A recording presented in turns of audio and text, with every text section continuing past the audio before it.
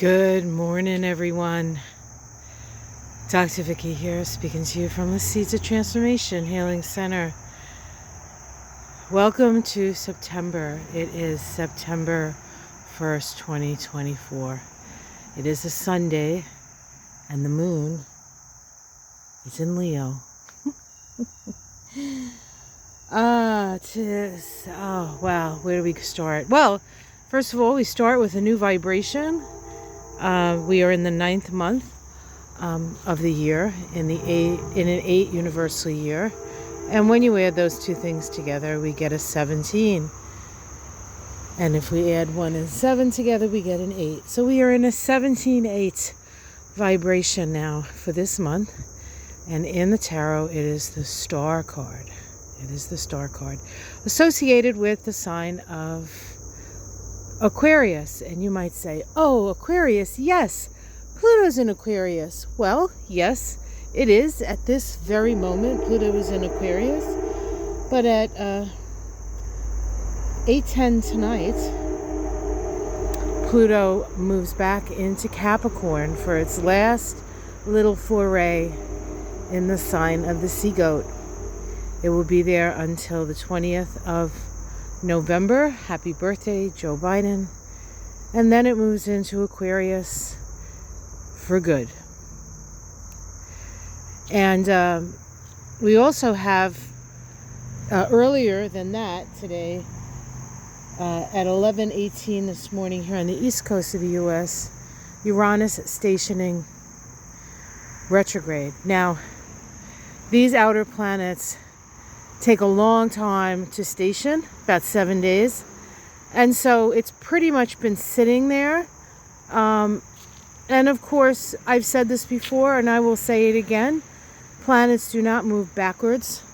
It's just from our vision on planet Earth that they seem to apparently be moving backwards. And of course, if you don't have a telescope, you wouldn't see Uranus anyway. Uranus is the first of the transpersonal planets. Last week, Uranus, the first of the transpersonal planets, Neptune, the second of the transpersonal planets discovered, and Pluto, the third of the transpersonal planets discovered, all made aspects to Venus, goddess of love, the rising of the feminine. If anybody is interested, Ona and I did a Mystic Sisters Live yesterday, and we spoke of the rising of the feminine. And it won't be the first time we talk about it, but we did talk about it last night. So, so the fact that we're starting a month and two of the transpersonal planets are either changing signs, Pluto, or changing direction, Uranus, is significant. Both of those and Neptune, who won't be left out really. First of all, they're actually in something. There's an expression for it. I know Anne Orderly has talked about it, but I don't know the actual name.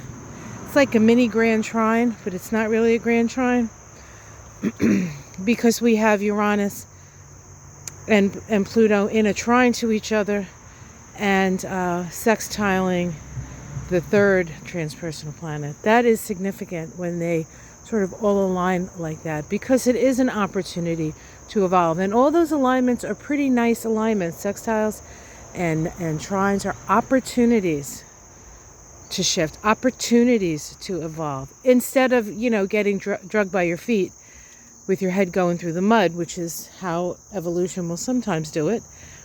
So we have a choice. In fact, this whole moment in time between now and the elections, really, and then even beyond that, is a choice. We always have a choice. But I'm not sure if it's ever been so obvious a choice to make. So we start this month, and of course the Star card is about hope. It's about democracy. It's about raising all boats. And we have the opportunity. So let's get on it, folks. All right. What else is going on? We're in the dark of the moon. Tomorrow we have the new moon that occurs at 9:56 p.m.